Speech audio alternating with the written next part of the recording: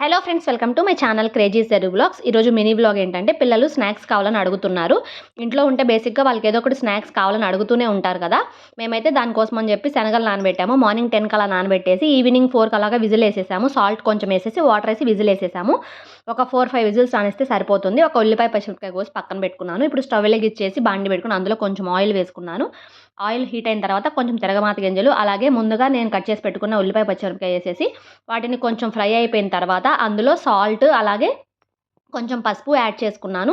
Salt కొంచెం add చేసుకున్నాను, ఎందుకంటే ఆల్రెడీ మనం విజిల్ వేసేటప్పుడు కొంచెం యాడ్ చేసుకొని ఉంటాం కదా.